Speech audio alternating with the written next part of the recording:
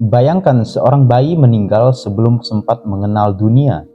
Dia belum bisa membaca Alkitab, belum bisa mengucapkan pengakuan iman, belum mengerti apa itu dosa, bahkan mungkin belum bisa mengucapkan nama Yesus. Lalu muncul pertanyaan yang sangat berat. Kalau bayi itu meninggal, apakah dia masuk surga? Apakah bayi yang belum bisa percaya kepada Kristus tetap diselamatkan? Atau apakah keselamatan hanya diberikan kepada mereka yang sudah mampu beriman secara sadar? Hari ini kita akan melihat apa kata Alkitab. Mari kita bahas. Pertama-tama, kita harus jujur. Alkitab tidak mempunyai ayat yang secara langsung mengatakan setiap bayi yang meninggal pasti masuk surga. Karena itu, kita tidak boleh membuat pernyataan yang lebih pasti daripada apa yang Alkitab nyatakan. Tetapi bukan berarti Alkitab tidak memberikan petunjuk. Ada beberapa prinsip yang harus kita perhatikan. Pertama, bayi tetap manusia berdosa. Ini bagian yang mungkin terasa sulit. Alkitab mengajarkan bahwa dosa bukan hanya sesuatu yang kita lakukan setelah kita dewasa. Daud berkata, "Sesungguhnya dalam kesalahan aku diperanakan, dalam dosa aku dikandung ibuku." Mazmur 51 ayat 7. Paulus juga mengatakan bahwa dosa dan kematian masuk ke dalam dunia itu melalui satu manusia, yaitu Adam. Roma pasal 5 ayat 12. Artinya, manusia sejak lahir sudah berada dalam kondisi berdosa.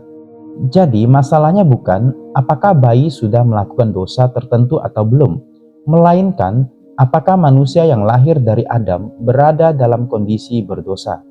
Menurut Alkitab, jawabannya adalah iya. Karena itu, bayi juga membutuhkan keselamatan. Tetapi kan bayi belum mampu memberikan respon iman secara sadar. Nah, disinilah pertanyaan menjadi lebih sulit. Bagaimana dengan bayi yang belum mampu memahami Injil? Bagaimana dengan anak yang meninggal sebelum mampu membuat pengakuan iman? Kita harus membedakan antara kemampuan manusia untuk percaya dan dasar keselamatan manusia. Dasar keselamatan manusia itu bukan kemampuan manusia. Dasar keselamatan adalah anugerah Allah di dalam Kristus. Di dalam Efesus pasal 2 ayat 8-9 berkata bahwa kita diselamatkan oleh karena kasih karunia melalui iman dan itu bukan hasil usaha manusia. Jadi kalau seorang bayi diselamatkan, dia tidak diselamatkan karena dia lebih baik daripada orang lain. Dia juga tidak diselamatkan karena belum sempat melakukan dosa besar. Kalau dia diselamatkan, keselamatannya tetap sepenuhnya karena anugerah Allah di dalam Kristus. Selanjutnya, Yesus menunjukkan perhatian khusus kepada anak-anak. Nah, perhatikan perkataan Yesus dalam Markus pasal 10 ayat 14. "Biarkanlah anak-anak itu datang kepadaku, jangan menghalang-halangi mereka, sebab orang-orang yang seperti itulah yang empunya kerajaan Allah." Yesus tidak menganggap anak-anak sebagai sesuatu yang tidak penting. Sebaliknya, dia menunjukkan perhatian dan kasih kepada mereka. Bahkan Yesus menggunakan anak-anak sebagai gambaran penting mengenai kerajaan Allah. Ini tentu bukan bukti eksplisit bahwa setiap bayi yang meninggal pasti masuk surga. Tetapi ayat ini menunjukkan sesuatu yang sangat penting, yaitu Allah tidak memandang anak-anak dengan cara yang dingin atau tidak peduli. Di sisi lain, Daud memberikan petunjuk yang menarik. Salah satu teks yang sering dibicarakan adalah kisah anak Daud dan Batsheba dalam 2 Samuel pasal 12. Anak itu dikatakan meninggal. Kemudian Daud berkata, "Aku yang akan pergi kepadanya, tetapi ia tidak akan kembali kepadaku." 2 Samuel 12 ayat 23. Ada berbagai penafsiran mengenai perkataan Daud ini. Sebagian melihatnya sebagai indikasi bahwa Daud memiliki pengharapan akan bertemu kembali dengan anaknya. Tetapi kita juga harus hati-hati, karena ayat ini tidak secara eksplisit menjelaskan doktrin keselamatan bayi. Jadi, jangan membangun seluruh doktrin hanya dari ayat ini. Namun, ayat tersebut memberikan sebuah gambaran yang sangat menarik tentang pengharapan Daud. Dan yang kita perlu ketahui adalah Allah adalah hakim yang adil. Ini mungkin bagian yang paling penting. Dalam Kejadian pasal 18 ayat 25 berkata, "Masakan hakim segenap bumi tidak menghukum dengan adil?" Allah tidak pernah melakukan ketidakadilan. Kita mungkin tidak mengetahui seluruh keputusan dan maksud Allah, tetapi kita mengetahui karakternya. Allah itu kudus, Allah itu adil, Allah itu benar, dan Allah juga penuh belas kasihan. Karena itu, ketika kita berhadapan dengan kasus bayi atau anak kecil yang meninggal, kita boleh menyerahkan persoalan ini kepada Allah yang sempurna. Nah, bagaimana pandangan Reform? Dalam tradisi Reform ada prinsip yang sangat penting, yaitu keselamatan adalah karena anugerah Allah, bukan karena kemampuan manusia. Pengakuan iman Westminster menyatakan bahwa anak-anak yang meninggal pada masa bayi, apabila dipilih Allah, diselamatkan dan diperbaharui oleh Roh Kudus melalui Kristus. Perhatikan kata yang penting, apabila dipilih Allah.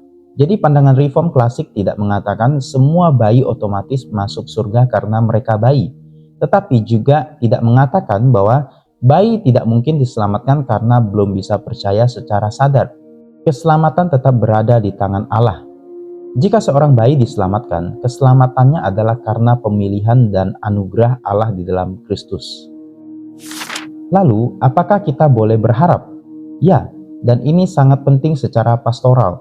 Ketika seorang Kristen kehilangan bayi atau anak kecil, kita tidak perlu berkata, kita tidak tahu, jadi jangan berharap apa-apa. Sebaliknya, kita dapat mengarahkan hati kepada karakter Allah. Kita tahu bahwa Allah itu baik, Allah itu adil, Allah itu penuh kasih, dan keselamatan berasal dari Kristus. Dan kita dapat menyerahkan anak tersebut ke dalam tangan Allah yang sempurna. Pengharapan kita itu bukan pada kepolosan bayi, pengharapan kita bukan pada kebaikan manusia. Pengharapan kita adalah pada anugerah Allah melalui Yesus Kristus. Selanjutnya, jangan juga kita mengatakan bahwa bayi masuk surga karena mereka belum berdosa. Ini pemahaman yang perlu diluruskan. Kalau kita berkata, bayi masuk surga karena mereka belum berdosa, kita bertentangan dengan doktrin dosa asal. Masalah dosa bukan dimulai ketika manusia melakukan kenakalan pertama. Masalah dosa sudah berakar dalam kondisi manusia yang telah jatuh dalam dosa. Karena itu, kalau bayi diselamatkan, keselamatan mereka tetap membutuhkan anugerah Kristus. Tidak ada seorang pun yang masuk kerajaan Allah karena dirinya cukup baik.